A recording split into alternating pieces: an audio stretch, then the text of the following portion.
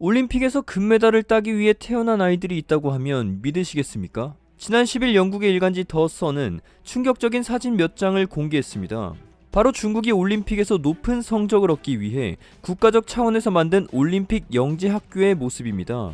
이곳은 주로 4세에서 6세 아이들이 올림픽에 출전하여 메달을 따기 위해 어려서부터 훈련하는 곳입니다. 충격적이게도 이곳에선 4세에서 6세 아이들이 일주일에 6일, 하루 10시간가량의 고강도 훈련을 받는 것으로 알려져 있습니다. 운동을 좋아하시는 분들이라면 어느 정도 감이 오실 겁니다. 사실 이 정도면 성인 남성도 소화하기 어려운 훈련량인데요. 사진으로만 봐도 아이들이 얼마나 고통스러운지 알 수 있습니다. 다른 사진도 보겠습니다. 체조 선수를 꿈꾸는 아이들이 강제로 봉에 매달려 있는 것을 확인하실 수 있습니다. 성장기 아이들이 저런 고강도 훈련을 받고도 인대나 관절에 무리가 없을지 궁금한데요. 현재 중국 정부는 2,000개 이상의 올림픽 영재 학교를 운영 중인 것으로 밝혀졌습니다. 학교에는 매년 7만 명 정도의 어린아이들이 입학합니다. 그것마저도 형편이 어려운 가정의 부모들이 자식을 올림픽 스타로 만들기 위해 매년 수십만 명이 지원한다고 밝혀졌습니다.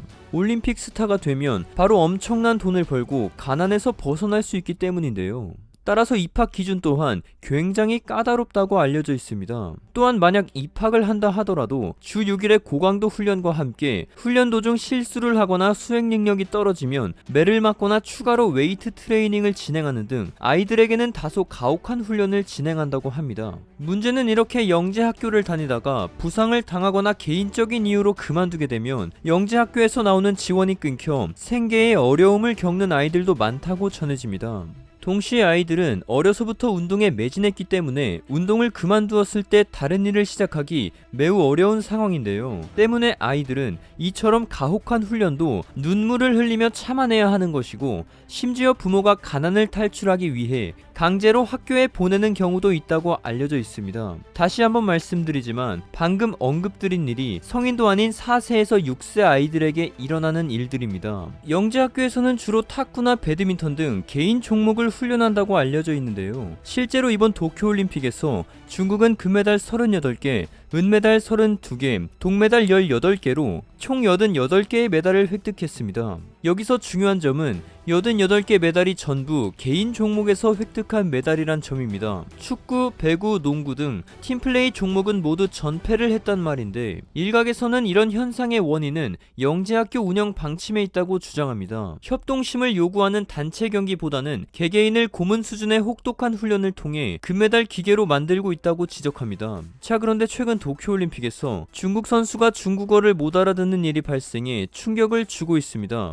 지난 8일 SNS에는 여자 다이빙 금메달리스트인 중국의 취안홍찬 선수의 인터뷰 영상이 게시되었습니다. 인터뷰에서 취안홍찬은 성격이 어떤 것 같냐라는 취재진의 질문에 싱오빠가 누구냐고 되물었는데요. 성격을 뜻하는 중국어인 싱거를 발음이 비슷한 싱거로 잘못 이해하고는 엉뚱한 답변을 내놓았습니다. 그녀는 취재진의 반복적인 질문에도 이해할 수 없다는 표정을 지었는데요. 결국 주변 사람들의 도움으로 간신히 답을 할 수 있었다고 합니다. 이에 대해 영상 게시자는 다음과 같이 전했습니다. 14살 소녀인 취안흥찬이 일상적인 질문조차 전혀 알아듣지 못하고 기초교육도 제대로 받지 못한 채 다이빙 기계가 되어 훈련만 한 듯하다. 너무 안타깝다 라고 전했습니다. 중국이 이렇게까지 올림픽 메달에 집착하는 이유는 간단합니다. 올림픽을 통해 중국 인민들의 애국심을 더욱 끌어올리기 위함이죠. 자국민들의 민족주의를 고양시키기 위함입니다. 따라서 메달을 획득한 선수에게는 엄청난 찬사를 보내는 반면, 메달을 획득하지 못한 선수는 엄청난 비난을 받을 수밖에 없는 것이죠. 대표적으로 이번 도쿄올림픽 결승에서 일본에 패해 은메달을 획득한 탁구 혼합 복식팀이 비난의 화살을 받았습니다.